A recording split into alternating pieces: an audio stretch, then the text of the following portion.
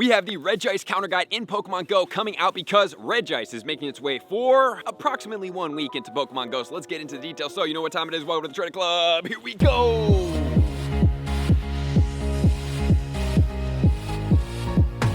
Regice is going to be here from Wednesday the 18th all the way until the 25th, starting at 10 a.m. local time. So you have exactly 7 days to go after it. And if you guys do need raid battles, obviously, as always, if you guys are here with my content, you guys can get into the Discord totally free, or the Patreons can get you more exclusive access. We have had a lot of shiny Zekrom and Reshiram go down in there, including Salamence shinies as well as Max Mega Energy. It is so much fun. So with that said, guys, do you go after Regice? Is it going to be smart? We will check that out in a different video. However, what is most important here is going to be Regice. It is going to be an all ice type Pokemon, which means it is going to have only one resistance, which is going to be ice, and then it's going to have 4 weaknesses, which are going to be steel, fire, rock, as well as fighting. And the 100% IV is going to be 1784, and then it's going to get all the way to level 25 in one condition, which is going to be snowy weather at 2230. And the moveset that it can get is going to be Lock On, Frost Breath, as well as Rock Smash, so it can get a grand total of 3. It's going to get ice, and then it's also going to get the fighting. Normal, I'm not really going to cover, but the fighting is a concern for us because fighting is going to be strong against steel type Pokemon, as well as the rock type Pokemon, which is a little problematic. And then also for its charge moves, it is going to get Blizzard, it is going to get Focus Blast, and then it's also going to get Earthquake. So 3 1-bar charge moves. They're going to hit pretty hard coming from this Pokemon. And we also have a little bit of problems here as well because, like I talked about, number 1, we have fighting that's going to be strong against 2 of the weaknesses, and then also we have ground, which is going to be strong against fire as well, which is a little bit problematic. And the fire is also strong against steel. But fortunately, we do not have something that is specifically going to be weak to fighting, even though Lucario is a fighting type Pokemon. It is combined with steel, so it will suffer a good amount of damage coming from these movesets, and Lucario is slightly glassy as it is, even though it is paired with the fighting type as well as the steel type, which makes it a little bit resistant. Okay, so now let's move into the shiny. The shiny is a deeper, richer blue than is the regular. And now let's get into the counters, because we have the Mega Pokemon and we also have the Shadow Pokemon, which we're going to start off with covering the shadows, and then we'll go right into the Megas counters, and I'm also going to point out the budget counters for you guys. Okay, so in order to take down this Pokemon, it is said by Pokebattler at level 40 under normal conditions, it's going to be 2.87 trainers, which means you're looking at 3 trainers, and this is going to be relatively strong Pokemon, and this Pokemon, keep in mind, is going to have moves that are going to make some of these Pokemon get hit out very fast, so that's going to be something that you are going to have to take into account. But if you're using even stronger players, I would say that the trio is going to be relatively doable. It will still take a while, and preferably for myself, this Pokemon is tankier. I would just much rather prefer to go in with a larger group of trainers as opposed to something else. So with that said, now let's get into the counters. The number 3 counter is going to be Shadow Metagross. That is going to include Bullet Punch as well as Meteor Mash, and Meteor Mash is going to be the Calm Day move, so that one will require an Elite TM. In spot number 5, we are going to have Incinerate and Sacred Fire Plus from Shadow Ho-Oh, and then in spot number 6, we are going to have Moltres with Fire Spin as well as Overheat. And then in spot number 8, we have Shadow Machamp. That's going to be Karate Chop and Dynamic Punch on that one. And then in spot number 9, we have Fire Fang and Overheat on Shadow Entei. But the fire Pokemon are, if they are not combined with flying, going to be weak to ground. So do be cautious of that. The flying are not going to be weak to ground because the flying is going to be double resistant to ground. So it's only going to be single resistant to ground, which is still advantage for us. So with that said, now let's go into the Megas. The Megas for this situation is going to be number 1,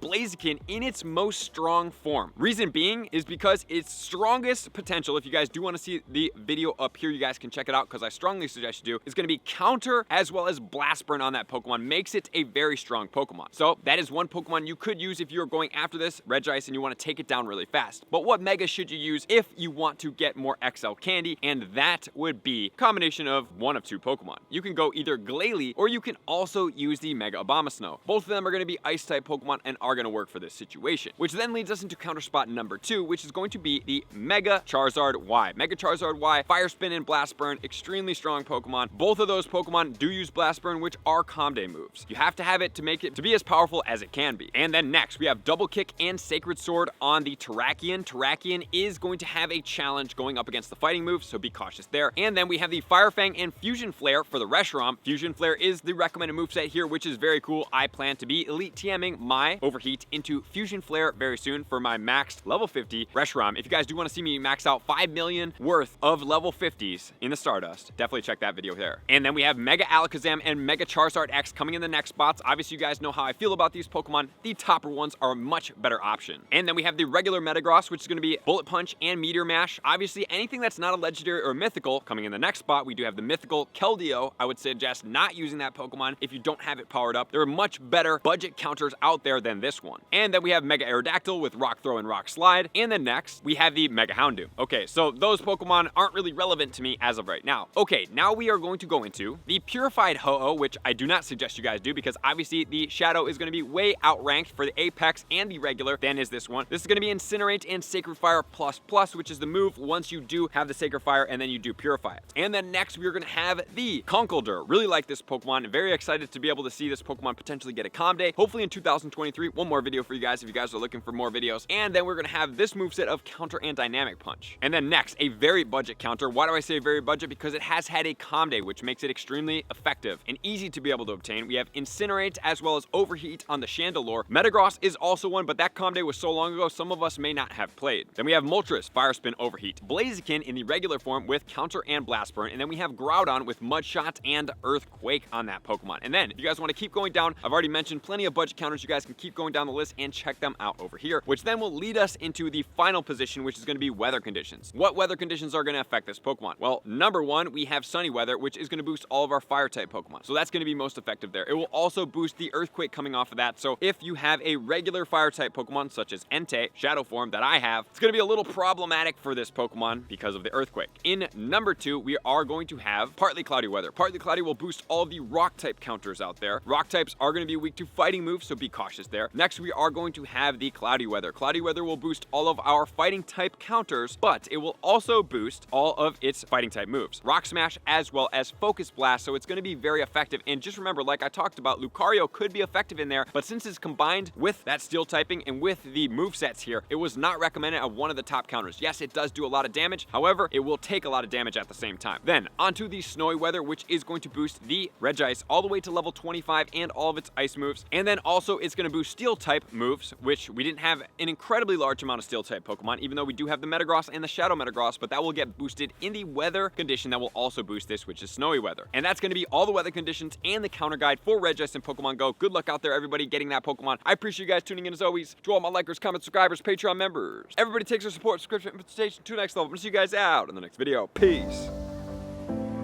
I want to take this time to thank everybody who supports me in every facet. It means the world to me, and an extra special thank you to all my Patreons. I greatly appreciate the extra support to continue to allow me to pursue Pokemon Go full time, allowing me to create my daily video uploads in the most timely fashion for everyone's benefit. Plus, I get the amazing experience of sharing my creative processes behind the scenes and rating all around the globe with select upper tiers. Thank you everybody for being a part of the Trainer Club. You all mean the absolute world to me, and I will see you guys out on the next video.